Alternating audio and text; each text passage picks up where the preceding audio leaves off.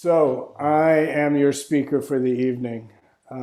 This is the second Tuesday of the Wednesday of the month, which is the evening that I give the Dharma talk.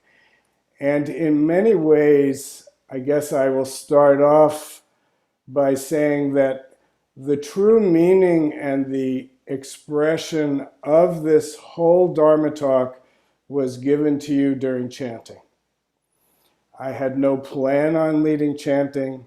I haven't led chanting in that way since we've been online, and it just became obvious that that was my job to do, and all I could do is do it.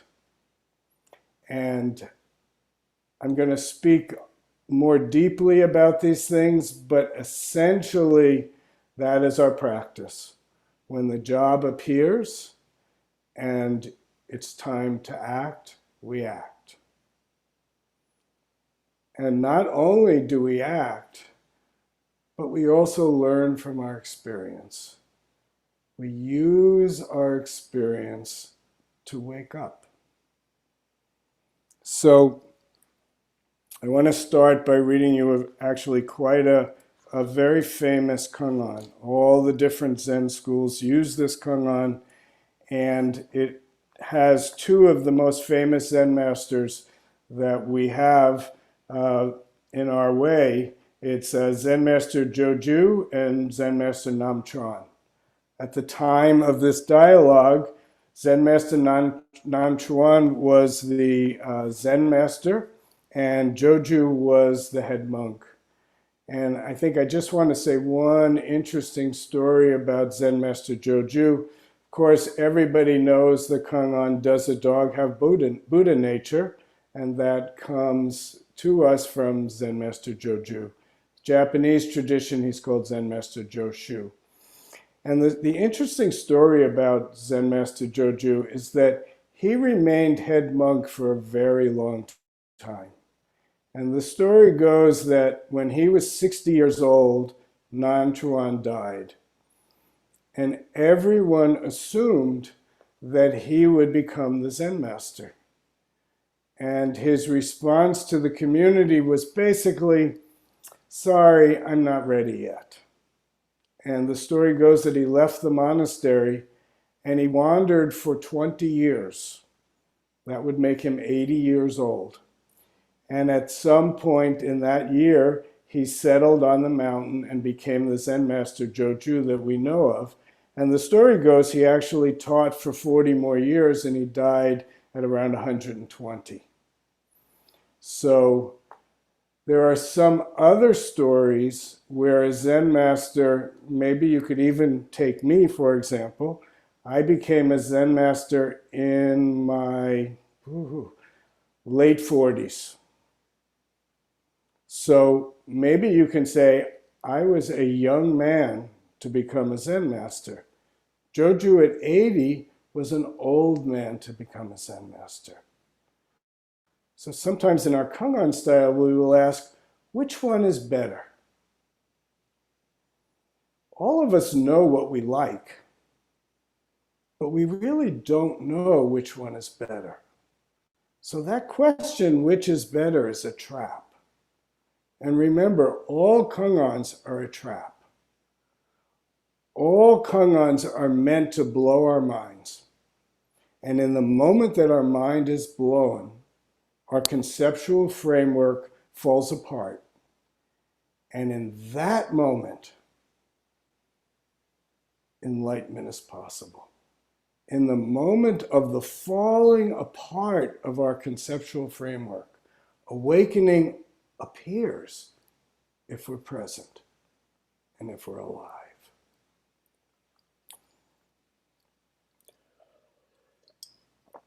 So here's the koan. Everyday mind is the true way. Joju asked Zen Master Nam Chuan, what is the true way? Everyday mind is the true way. Then should I try to keep it or not? If you try to keep it, you are already mistaken. Then Joju asked, but if I do not try, How can I understand the true way? Nam Chuan said, the true way is not dependent on understanding or not understanding. Understanding is illusion, not understanding is blankness. If you completely attain the true way of not thinking, it is clear like space and void. So why do you make right and wrong? Upon hearing this, Joju suddenly got enlightenment. So upon hearing this, Joju's mind was blown. Nam Chuan set up a conflict in Joju's mind.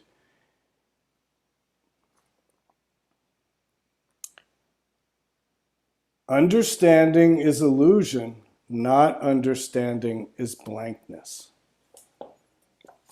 So, everyday mind is the true way.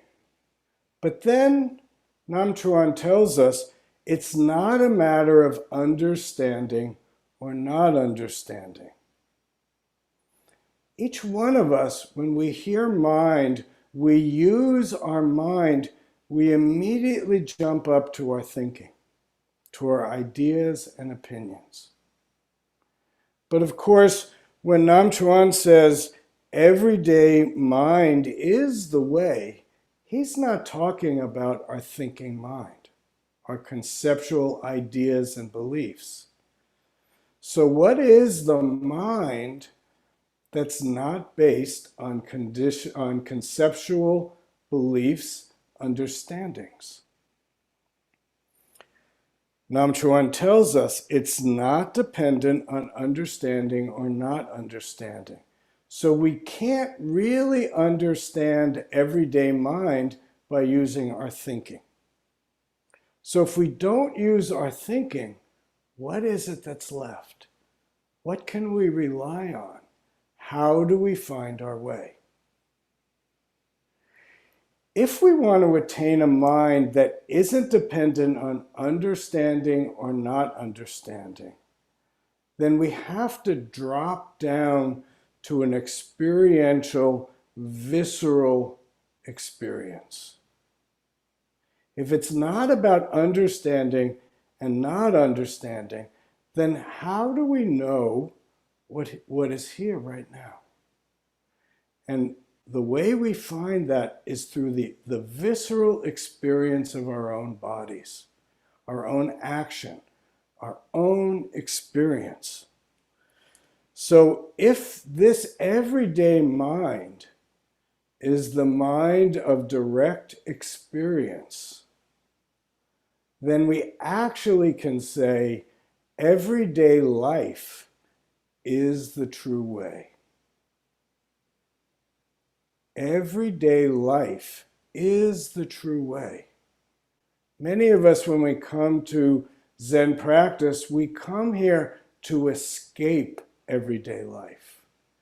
We come here to be a better person, to have greater awareness. Somehow we start off practice with something being deficient.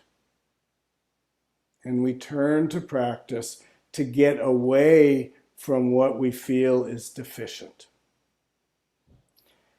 Those of us who practice that way get very frustrated very quickly.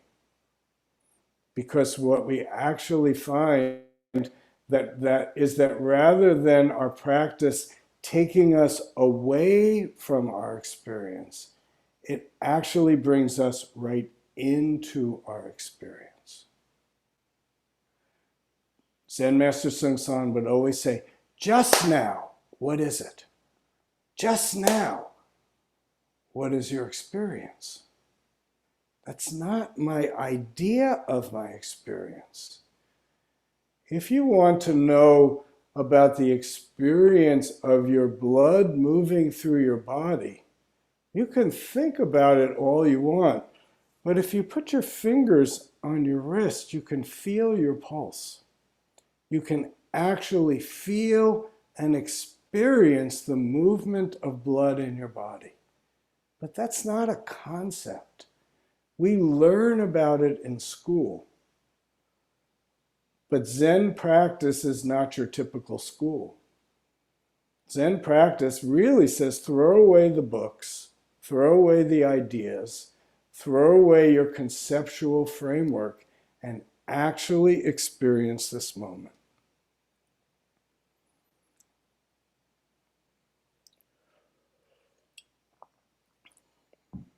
As someone who's been practicing this path for, oh boy, almost 50 years, I can tell you that it's actually taken quite a while to learn to drop down out of my mind, out of my conceptual framework, and to begin to trust the experience of my visceral experience of body and mind, to be able to perceive the moment and to use it as an inquiry into the question, what am I? Many times we think of that inquiry, what am I? That's our basic gateway to Zen practice, is what we call the great question. What am I? What is this? Too often we want to answer that question with our intellectual mind. I'm good at this, I'm bad at this, I'm handsome, I'm ugly, I'm dumb, I'm smart, I'm capable, I'm incapable. These are all labels that we put on actual experience. And I won't speak for you, but for myself, I would guess that I am every single one of those labels, and more that I can't even imagine. One of the experiences that I have as a psychotherapist and also as a Zen teacher is that when I work with people, it is almost never that I can't relate viscerally to what somebody is struggling with.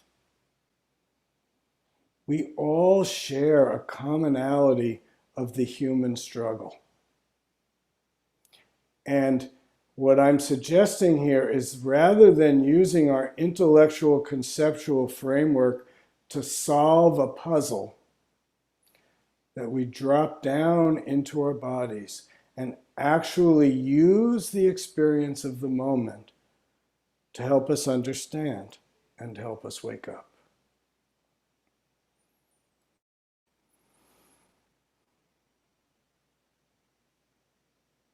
I often talk about how in the Chinese tradition they say it takes 3 things to practice Zen: great question, great effort or great courage, and great faith.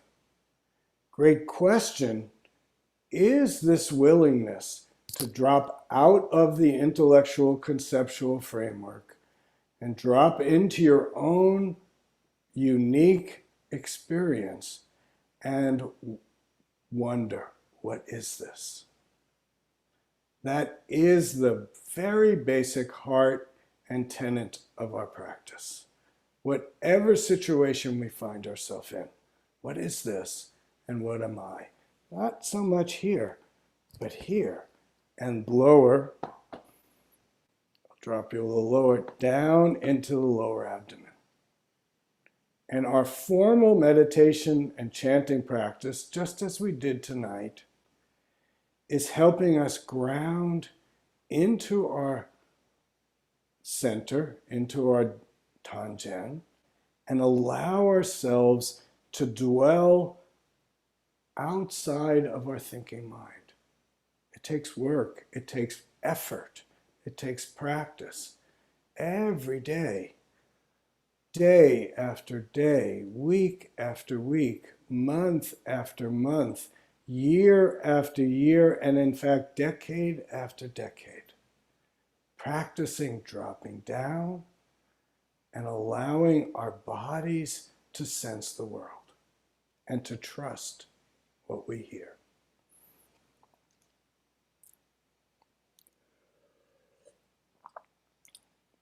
The second statement of what the Chinese call the 3 greats is great effort. or great courage. And it's funny that they're used interchangeably. In some way, in a small way, but still in some way, it took great courage for me to lead chanting tonight. I generally, if I go into my mind, I don't have a very strong voice. It's not a very good voice. I like to chant, but I'm happy when somebody else is leading the chant. But tonight it fell onto me. And I just had to do it. That's great effort. Facing the situation that arises for us, not the situation that we want, but actual or choose, but the situation perhaps that chooses us. Just now can I show up? And I think the main point I'm really driving at here is in the living of our everyday life, each one of us is faced with difficulties, struggles, likes and dislikes that we have to grapple with.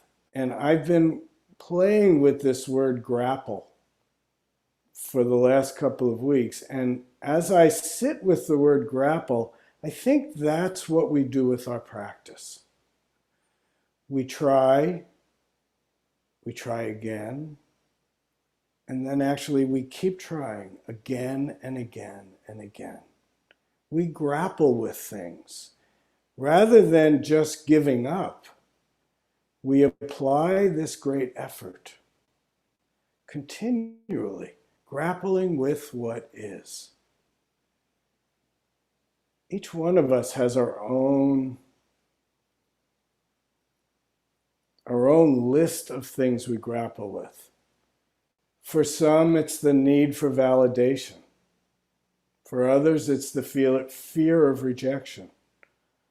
For some, it's not knowing what's most important. What do I do right now? For others, it's financial issues that never quite work out.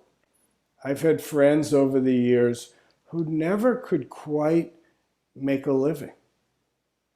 As much as they would try, it didn't work. And very often they'd end up depending on the kindness of other people. But it's a lifetime adventure. It's not a one-time chance. And I think grappling helps us put that into perspective. And our life is always changing.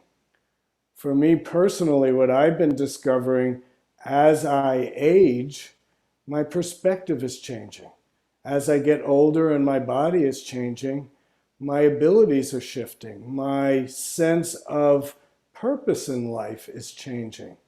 My understanding about what it means to be human is changing. And I think it takes a lot of courage and effort and strength to be willing to live in the ambiguous space of not knowing and continually grappling with the issues. So rather than view attainment as something you get and then you're done, our practice really more orients us towards being able and willing and to actually live the life that we have.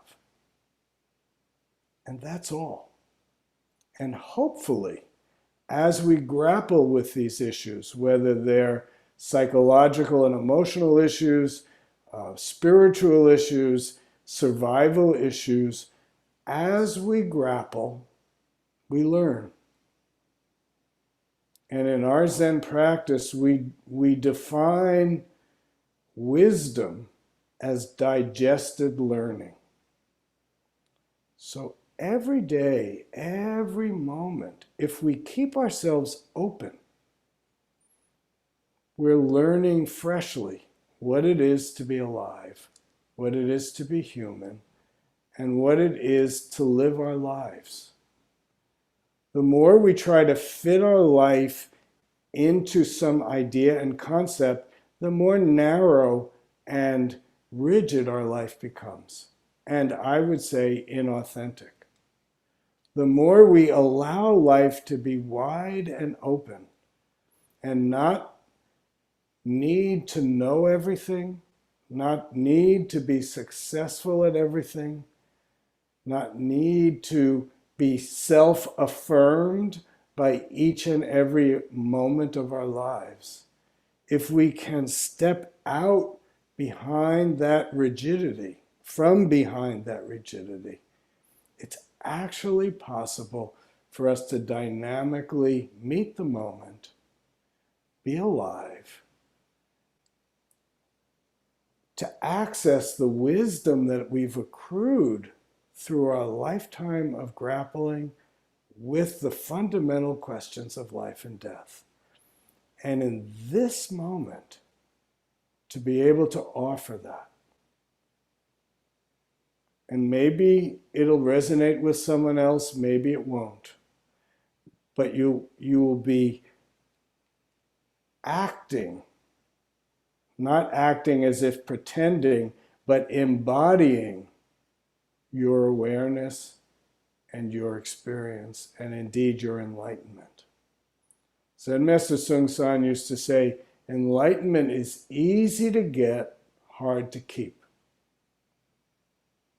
Just now, if you don't make too much with your mind, you can hear my voice, you can feel the vibrations of the sound, and you can fully experience this very moment. Right now, what is your question? Right now, what's in your heart? Right now, what does it feel like to be seated just where you're seated? Can you feel your bottom as it touches the chair or the cushion? Can you feel your breath going in and going out? Can you allow the light and the shadows that are appearing and disappearing in your eyes, through your eyes, into your consciousness? Can you allow that to teach you rather than you controlling it? In many ways, the first step is to let go, to stop trying to control everything. But even as I say that, of course, that's easy to say, almost impossible to do. But in each moment, we can grapple with that dilemma. So if in your thinking mind, you were to say something to yourself like, I can be kind of rigid. It's hard for me to kind of let go enough to let the situation lead me. Generally, I feel more comfortable if I'm controlling the situation. So maybe there's a little bit of wisdom in that statement. Maybe you see something about yourself. But now the next step is to turn that into a kungan. What is letting go? What is the mechanism my body uses to hold and control? You know, a lot of times when I'm talking to people, they'll say something, yeah, why do I do that? And they're like beating themselves over the head with it. And I look at them and I say, yeah, that's interesting. Why? How? Oftentimes, why is a question that drops you or jumps you right up into your head, into your ideas and your thinking. But our kungan practice turns a why question into a what question. What is this? Or a how question. How do I control things? What is my fear? Where do my fears arise from? And then in order to answer these life kungans, we observe, we watch. We don't depend on our intellectual understanding. Nam Chuan said, understanding is illusion. So maybe today I was working with my need to control things and I noticed, oh yeah, every time the sound gets a little higher, I try to control things. So then if you take that into your mind, you say, oh, now I understand. This is what I do. And you always see yourself doing that. The way you use a Kangan, a life Kangan, or even a Kangan from the book, is you observe and allow a response to arise. And then without making it right or wrong, you work with it, you grapple with it. So if I discover my need to control makes my hand clench like this, then my next question is, well, how do I go from here to here? And our desire is, I find this way and I will forever again always do it. Reality to me says that we keep working, we keep observing, we continually grapple with our great questions. And through that process, we become our own true self. Not some fantasy, not some idea of what a true self is supposed to be, but genuinely, for this particular incarnation of the universe, how is it that it gets expressed? And over the course of a practicing life, we're knocking off the edges. We're becoming more and more familiar with the subtlety of things. And in that familiarity, you could say we grow into ourselves, or maybe we're a little bit like a work of art that is developing over time. Our job is to encourage the process and allow it to develop. What am I? Great doubt and great effort just now. Not my thinking, my experience. Am I courageous enough? Do I have the fortitude, moment to moment to moment to moment, to ask the question and observe? And allow those observations to be digested, to become wisdom, and to become compassion. And as we naturally develop this wisdom and compassion, the whole universe gets to experience our light and gets nurtured and healed.